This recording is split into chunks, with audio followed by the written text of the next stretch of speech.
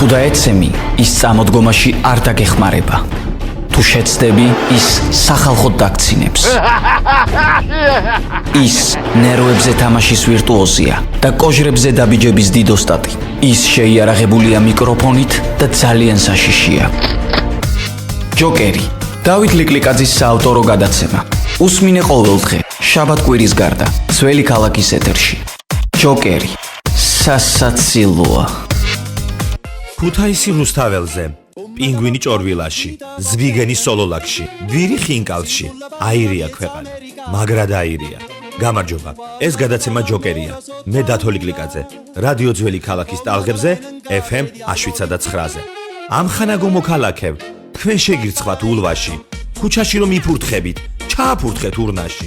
გაგიკვირდებათ და ეს ლექსი დიდ რუს პოეტს, საქართველოში დაბადებულ ვლადიმერ მაიაკოვსკის ეკუთვნის.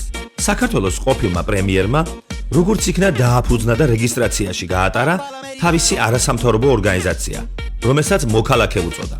მოქალაქე, რა ამაყად ჟღერს? უფრო უკეთესი იქნებოდა ქალაქელი. ქალაქელი პირდაპირ მისწრება იქნებოდა, მაგრამ მოქალაქე მაინც მისი ბოლო წლების კომპლექსი მგონია. რადგან NGO-ს აფუძნებს კაცი, რომელიც დღემდე მოქალაქე არ არის. თავისი ქვეყნის მოქალაქე, რა თქმა უნდა. და მის მოქალაქეობას ლამის გადაყვა მთელი ქვეყანა, ნუ 70% მაიც. სულ მინდა ბატონი ბიძინა ივანიშვილი პატრულმა გააჩეროს და შესძახოს. თქვენი საბუთები მოქალაქე და ჰოი საოცრებავ, საბუთების წარდგენის შემდეგ წმუნდები რომ ისევ საფრანგეთის მოქალაქე ხარ. ახლა მაინც ვინგიშლის ხელს, გახდე მოქალაქე, შენი ქვეყნის მოქალაქე. აბა პატრიოტი რომ ხარ და ქველმოქმედი, ეს ისედაც ნათელია. ასია თუ ისია, კიდევ ერთი არასამთავრობო ორგანიზაცია დაფუძნდა საქართველოში. სხვა თუ არაფერი ამ კაცს იმას მაინც ვერ წამოაძახებს ვერავინ გრანტისთვის შექმნა NGO. მაგრამ გაუმხელს კი მთავარ სათქმელს, რომელსაც წესდებაშიც და გულშიც იმარხავს ალბათ. ჩემი აზრით, ერთი ნაბიჯია არასამთავრობო მოქალაქიდან პოლიტიკურ პარტია მოქალაქემდე. ამ ნახოთ თუ მაქვს ინტუიცია. ახლა სხვა თემებით. ნაციონალურმა მოძრაობამ ნოდარ ხადურს 14,000 ლარიანი კეიფი წამოაძახა. ნუ ახლა თანხა შეიძლება არ არის შთამბეჭდავი, მაგრამ ერთი რესტორნისთვის სათქმელად კიღირს. სამაგიეროდ მთავრობამ სააკაშვილი გაზის მოპარვაში ამხილა. ლევი მილი აღმოუჩინეს კედელში გარჭობილი. მაქვს იდეა, უფრო სწორად წინა დადება. ნაციონალურ მოძრაობასა და ქართულ ოცნებას ვთავაზობთ სკანდალური თემების პოლიტიკურ ბარტერს. ვითომ არ გაცვლიან ერთმანეთში ხადურის კეიფსა და მიშას გაზის მოპარვას? როგორია? ჩვენც ნაკლები გვეცოდინება. ამ სისულელებისაგან აღარ გავიჭედავთ თავს. დიდი მნებათა ღელვა საზოგადოებრივი მაუწყებლის ბორდის შერჩევასთან დაკავშირებით. ვერა და ვერ ქნა პარლამენტმა საბოლოო გადაწყვეტილების მიღება. ყველაზე საოცარი კი ის გახლავთ და პარადოქსულიც.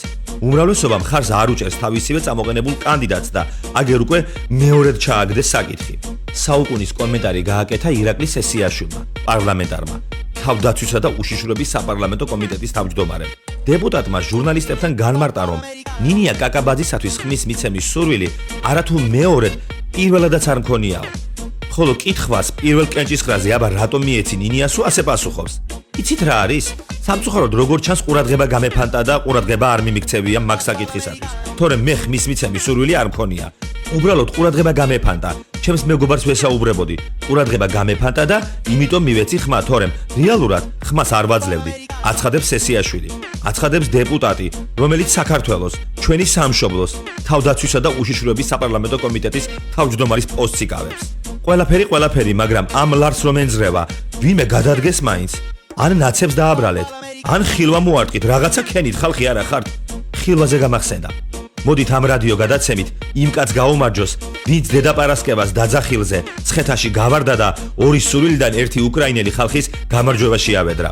ეს გადაცემა ჯოკერია. მე დათო ლიკლიკაძე. მადლობ. თუ დაეცემი, ის წამოდგომაში არ დაგეხმარება.